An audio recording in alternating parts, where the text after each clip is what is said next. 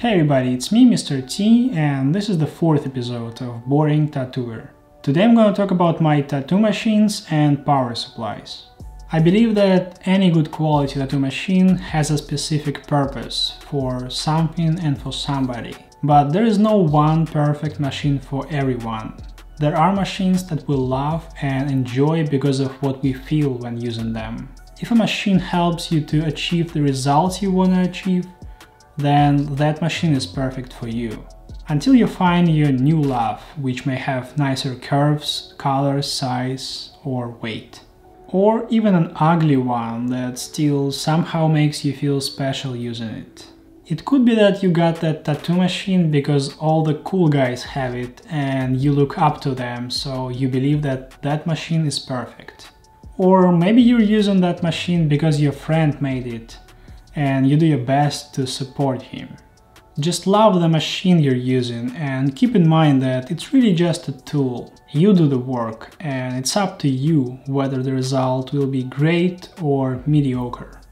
Now let's take a look at some tattoo machines in my collection. Like many others, I started my career with coil tattoo machines, but I quickly got tired of having to adjust them and the work required to set them up. This led me to switch to rotaries. I still keep one coil tattoo machine in my collection and it's a very special one. It was gifted to me by the legendary tattooer and machine builder Norm, who unfortunately is no longer with us. It's a very lightweight liner built for smaller needles and it's been used only a couple of times. My first rotary machine was the V6 from Bishop Rotary, which I bought in 2013. Since then I've tried many tattoo machines from different brands and realized that Bishop Rotary machines are the most comfortable and effective for me to work with. In 2016 I joined the Bishop Rotary Pro team and I've been testing all of the company's new products for the past few years. Since then, the Magi has joined my collection. Made in collaboration with the world-famous Nico Hurtado, it's Bishop's first new design outside of the V series, and is a very quiet, compact and lightweight machine. A little later, the Micro Angela came out. It has a magnetic cam and bearing that allows you to change the stroke of the needle without the need for a screwdriver, and it also works with both cartridges and traditional needles. The first edition of the Micro Angela was this beauty.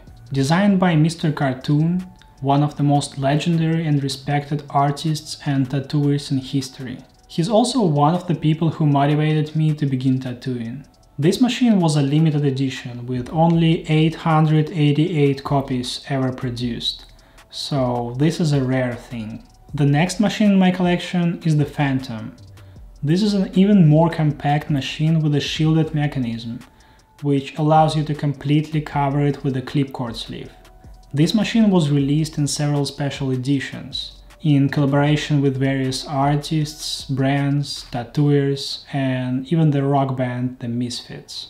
While all of these machines were being developed, Franco Vescovi, founder of Bishop Rotary, was working on a new, really innovative project different from all of these machines. This would result in the machine known as the Wand. In 2018 we began testing the first prototypes of the Bishop Wand, which went through over a dozen different variations, motors and bodies, and eventually resulted in the most convenient, beautiful and high quality version.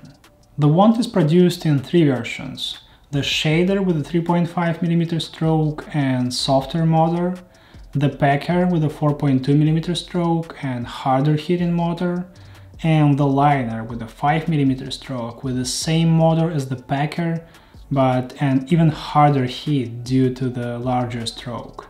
As far as I know, the Wand liner is the first pen-style tattoo machine in history with a needle stroke of 5mm, which allows it to line and color almost as effectively as coil machines. For my type of work, I prefer the packer with a 4.2mm stroke, because of the optimal balance between productivity and trauma to the skin.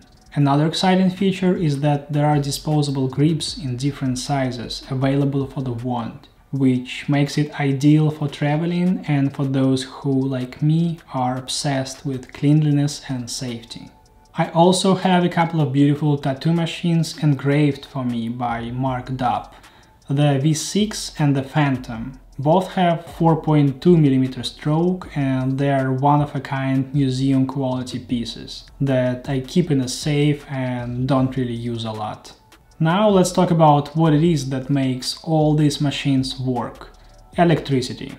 There are many power supplies on the market, from the most basic supplying only electricity to the machine to the fancy ones with color screens, support for several machines, memory, timers, and even the ability to connect to the phone or a tablet. As an artist who travels a lot around the world, I really appreciate the simplicity and the compactness of the newer power supplies. My favorite power supply for a long time was this little guy, the Critical CX1.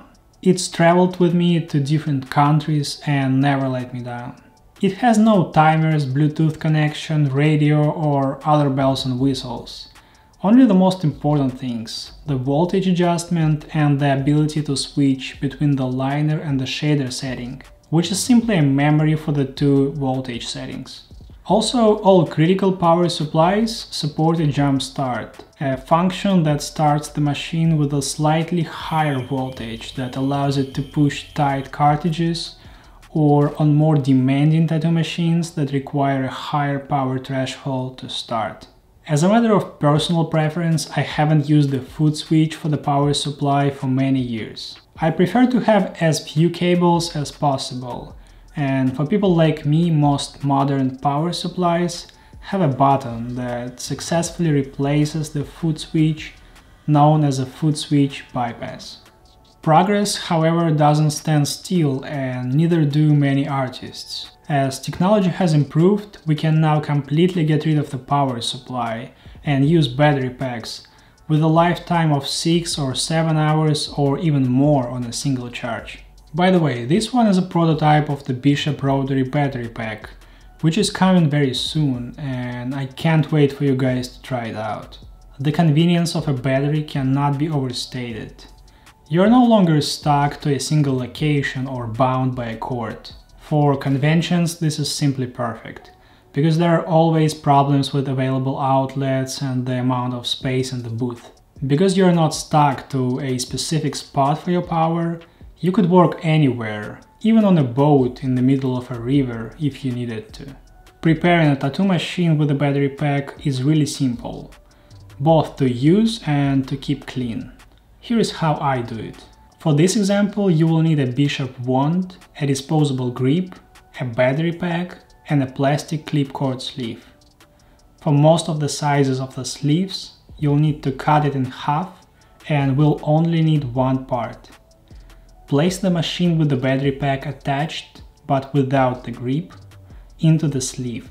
If you have a differently shaped battery pack, you might need to put the battery and the machine into separate pieces of the sleeve before you connect them. The sleeve end on the machine should start right after the O-ring.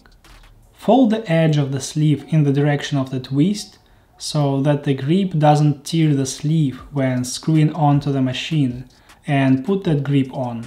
On the other side, fold the sleeve and tape it down.